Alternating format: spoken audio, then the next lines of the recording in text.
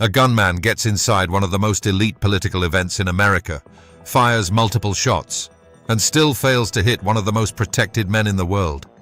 That's not just shocking, it's confusing. Because when something like this happens around someone like Donald Trump, people don't just ask what happened, they ask why. So here's what actually happened. The incident took place during the White House Correspondents' dinner, held at the Washington Hilton. This isn't just any dinner. It's one of the most powerful networking events in the United States.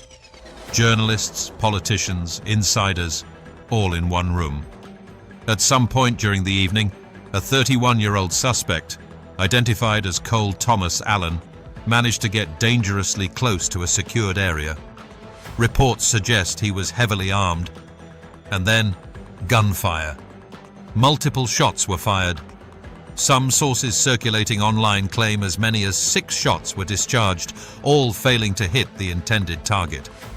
Now pause for a second and think about that. 6 shots, close-range environment, high-value target, and still, no fatal outcome. According to official accounts, 1 federal agent was hit, but survived thanks to body armor. Trump was immediately evacuated and remained unharmed. The attacker was captured alive. That's the surface-level story. But here's where things start to feel strange. Because events like this are normally under the highest possible security classification. Yet reports suggest this particular gathering did not have top-tier security designation. That raises a serious question. How does someone with multiple weapons even get close? And it gets even more unusual. The suspect reportedly stayed in the same hotel before the event. He moved around the building, and he used internal routes like stairwells to navigate closer to restricted zones.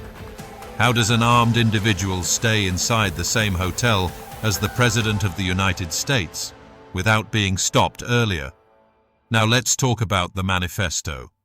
Shortly before the attack, the suspect allegedly sent out a written message criticizing Trump's administration.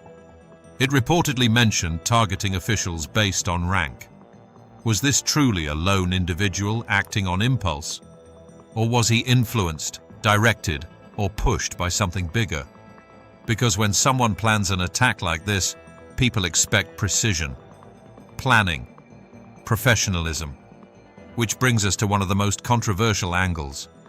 If someone really wanted to carry out an assassination at this level, wouldn't they use someone highly trained? Someone experienced? So how does a person allegedly fire multiple shots in a controlled indoor environment and still completely fail? That's why some voices online are not just calling it a failed attack, they're calling it something else entirely. Some are asking whether this incident exposed serious flaws in security. Others are questioning whether it was used to highlight those flaws publicly. Was this event purely what it seemed to be, just a dinner?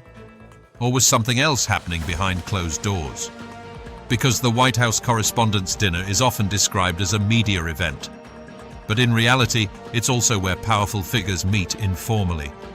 Deals, discussions, narratives, all happening away from public view. So some people are asking, was there something important being discussed that night? Something that made this gathering a high-value target? Or something that made it useful as a stage? This is reportedly the 3rd assassination attempt involving Trump in a relatively short period of time. That pattern alone is raising eyebrows. 3 attempts, all unsuccessful. Statistically possible? Yes. But also unusual enough that people start connecting dots. And that's where the most controversial theory comes in. Some are questioning whether incidents like this could be used strategically, not necessarily staged, but possibly leveraged, to create a narrative, to shift attention, to reinforce an image. Because after an event like this, what do people see? A leader under attack, but surviving. A system under threat, but holding.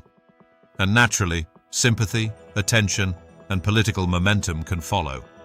Now, to be clear, there is no confirmed evidence supporting those claims. These are questions being raised, not conclusions. But they exist, and they're spreading. So you have two competing interpretations. One, this was a lone attacker, driven by personal motives, who failed due to rapid response and security intervention. Two, this incident exposed deeper issues, or served a larger narrative purpose that we don't fully understand yet. And maybe the truth sits somewhere in between. Because one thing is certain, an armed man got inside a high-profile event, fired multiple shots, and still failed to achieve his goal. That alone makes this incident unusual. And when something doesn't fully add up, people start asking harder questions. So now the real question isn't just what happened that night. It's why it happened the way it did. Was it just a failed attack? A major security lapse? Or something more calculated beneath the surface? What do you think?